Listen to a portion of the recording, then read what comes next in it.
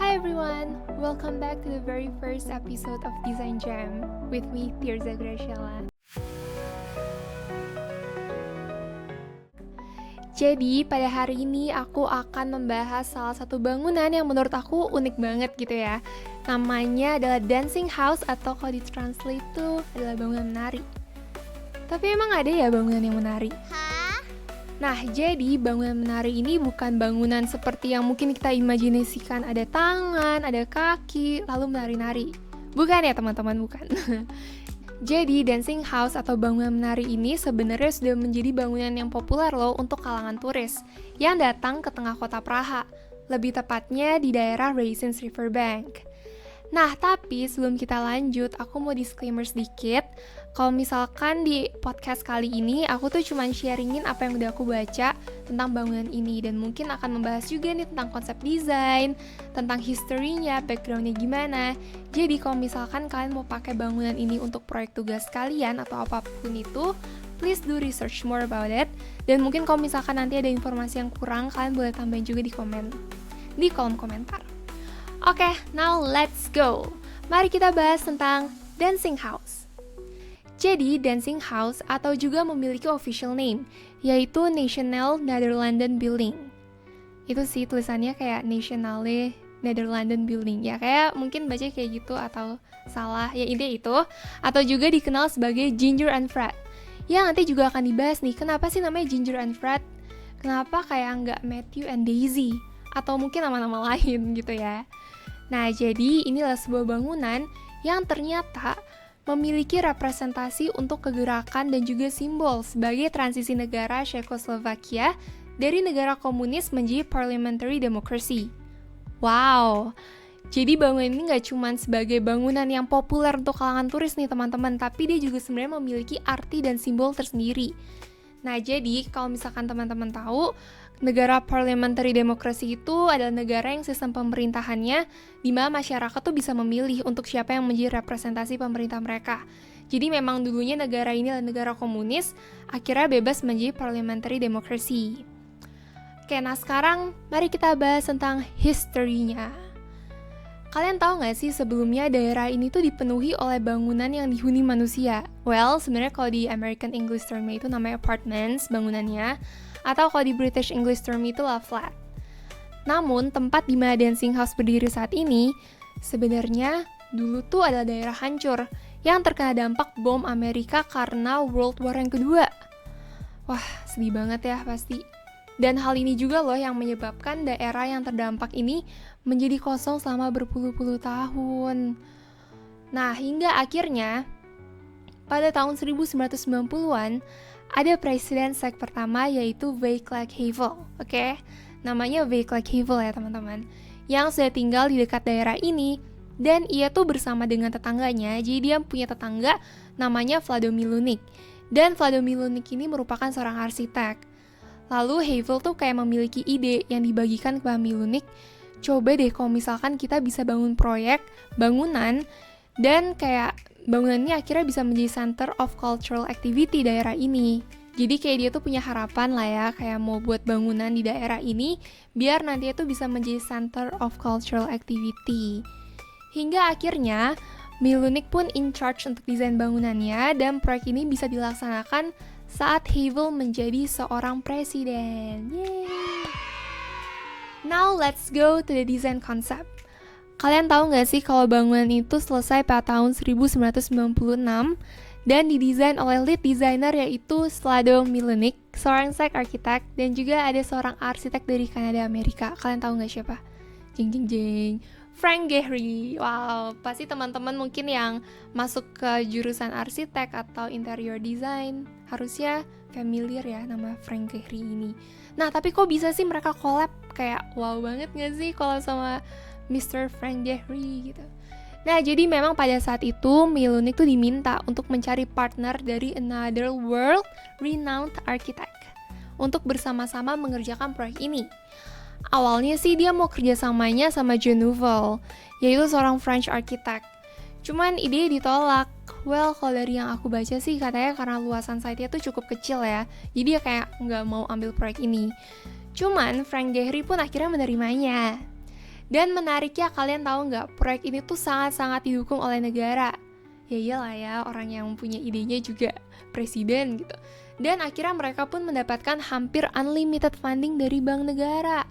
Wow, kayak untuk membangun sebuah bangunan yang luar biasa, sampai kayak oke, boleh deh, kayak negara bakal bayar berapapun gitu. Dan prinsip awal yang diadopsi dalam desain ini adalah kontras antara figur statis dan juga dinamis, atau yang kita tahu sebagai yin and yang menggambarkan simbol transisi situasi negara mereka pada saat itu, yang beralih dari komunis menjadi parliamentary democracy.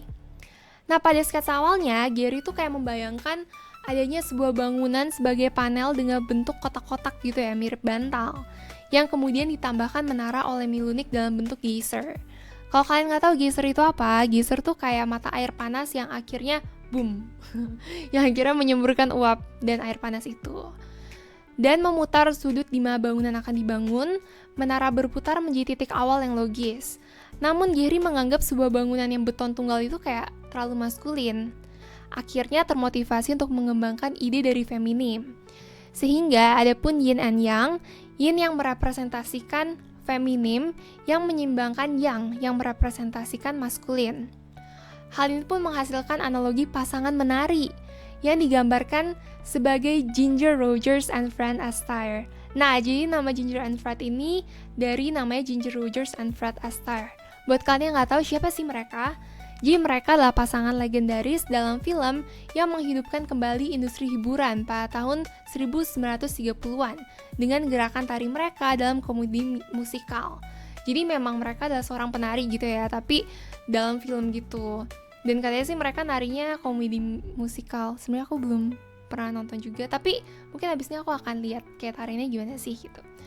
Nah, bagian maskulin dari pasangan menari ini direpresentasikan oleh menara yang lebih kokoh dan didukung oleh 3 pilar kokoh dan dengan rambut palsu berbahan baja nih dan jaring kawat yang berayun dengan angin di atas kepalanya. Bagian feminimnya adalah menara kaca dengan kolom di dalamnya yang condong ke arah pasangannya dengan gaun dari baja dan juga kaca. Tapi kalian tahu nggak sih sebenarnya awalnya Frank Gehry ini ingin menamakan bangunan ini tuh Fred and Ginger. Cuman nggak jadi pakai sih. Akhirnya mereka memutuskan namanya Dancing House gitu. Nah, lalu Milunik tuh ingin membuat bangunan dengan bentuk deconstructed, di mana bangunan ini memiliki sebuah gerakan deconstructivism. Buat kalian yang nggak tahu apa itu deconstructivism, jadi deconstructivism adalah sebuah kegerakan arsitektur pada era postmodern yang terjadinya tuh setelah World War yang kedua, di mana adanya era perubahan baru dan banyak terjadi social changes. Salah satunya adalah rejection of modernity, di mana bangunannya sendiri sangat merepresentasikan era tersebut dengan kurangnya penggunaan simetri, harmony, dan juga continuity. Makanya kalau misalnya kalian lihat bangunan ini memang cukup melengkung-melengkung dan beda gitu ya dari bangunan lainnya.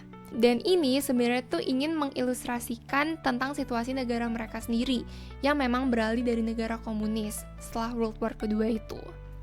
Dan jika dilihat dari bangunannya, bisa dilihat kalau dancing shape itu disupport oleh 99 concrete panels, di mana paling atas bangunan itu ada struktur yang ditwist dari metal dan sangat besar. Kalau misalkan kalian tahu, namanya itu Medusa. Gitu, bagian itu doang sih namanya Medusa. Dalam bangunan sendiri mereka tuh punya 2 badan guys. Yang pertama adalah bangunan yang terbuat dari kaca dan disupport oleh pilar melengkung atau yang disebut sebagai glass tower. Sedangkan bagian kedua itu tuh sejajar dengan arah sungai dan dikarakterkan dengan adanya gerakan ombak yang didistribusikan melalui jendelanya atau disebut juga sebagai the concrete volume. Nah, ide arsitek ini juga nggak mau membuat bangunannya seperti bangunan biasa aja. Tapi mereka tuh kayak ingin menciptakan kesan 3 dimensi gitu loh. Like-nya seperti sebuah painting yang tiba-tiba keluar dari frame-nya. Gitu. Dan hal ini juga yang menciptakan sebuah kontras terhadap bangunan yang ada juga di sekelilingnya dia. Jadi memang dancing house ini berbeda gitu ya dari bangunan yang ada di sekelilingnya. Secara material, bangunan ini dibangun dengan menggunakan baja, kaca, dan juga panel beton pracetak yang dilengkapi dengan plaster khas arsitektur lokal. Dan arsitek Milunik dan Gehry juga memutuskan untuk tidak melukis bahan-bahan yang terpapar, tapi mereka menampilkan warna alami gitu.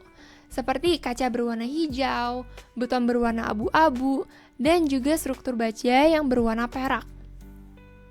Nah, nggak cuman ini aja, tapi bangunan ini juga menimbulkan berbagai macam kontroversi di kalangan masyarakat mereka. Karena banyak orang yang bilang kalau bangunan ini sebenarnya nggak cocok gitu di daerah ini. Karena kalau misalnya kita lihat, mostly bangunan yang ada itu kan traditionally designed building ya, yang mengedepankan Art Nouveau, Gothic, dan juga Baroque style. Cuman bangunan ini malah melengkung-melengkung sendiri, dan malah menggunakan bentuk-bentuk deconstructed. Nah, jadi ini juga yang menimbulkan berbagai macam kontroversi yang ada di sekitarnya. Tapi sebenarnya kalian tahu nggak sih, katanya sih ini tuh sebenarnya udah terlalu banyak. Tapi kalian tahu nggak sih, katanya sih ini sebenarnya proyeknya juga udah ada banyak perubahan dalam desain ini. Dan hasilnya tuh katanya nggak seambisi ide pertama. Wah, kalau misalkan ini aja nggak seambisi ide pertama, kalian penasaran nggak sih kayak ide pertama dia kayak gimana dong bangunannya? Nah, katanya sih bangunannya tuh harusnya bisa menjadi lebih tinggi dan mungkin lebih wow gitu ya. Tapi desain sekarang sih, wow, udah keren banget sih menurut aku. Sampai kalian tahu nggak kalau misalkan bangunan ini juga mendapatkan banyak banget penghargaan. Salah satunya adalah kategori desain dari American Times Magazine, dan bahkan di-feature juga nih ke dalam koin 2000 SEK Corona. Wow, jadi tuh kayak bangunan itu ada di belakangnya koinnya mereka juga. Nah, series dari koin ini juga disebut sebagai 10 Centuries of Architecture. Wow, keren banget. Nah, tapi kalau ngomong-ngomong nih, bangunannya sekarang gimana ya? Aku jujur penasaran banget sih. Kalau misalkan ke kota Praha mungkin aku harus datang. Dan hingga sekarang, kalian tahu nggak bangunan itu menjadi lambang dari datangnya kebebasan bagi negara Cekoslovakia pada tahun 1990-an. Dan dalam bangunannya itu sendiri, sekarang tuh bisa digunakan sebagai kantor, conference center, ada exhibition gallery juga, dan bahkan restoran yang bisa dimasukin oleh turis. Jadi mungkin kalau misalnya kalian mau masuk ke dalamnya atau lagi jalan-jalan kota Praha, mau jadiin bangunan ini sebagai bucket list, itu boleh banget. Dan kita juga bisa melihat keindahan kota Praha dari bangunan ini. Nah, jadi itu dia penjelasan dari aku mengenai dancing house atau bangunan menari. Gimana nih kalau teman-teman sendiri kayak tertarik gak sih sama bangunan ini? Atau menurut kalian ini unik banget gak?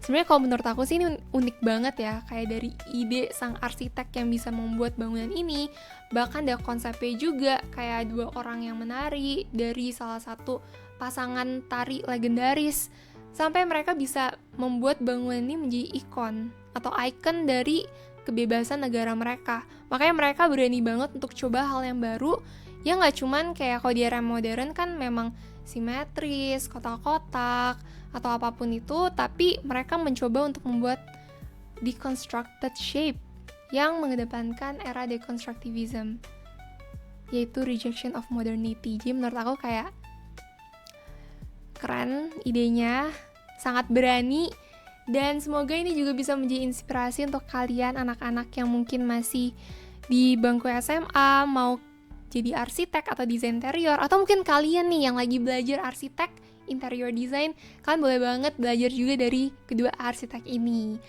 Oke deh, kalau gitu ini aja untuk episode pertama Design Jam, dan see you in episode selanjutnya. Bye bye.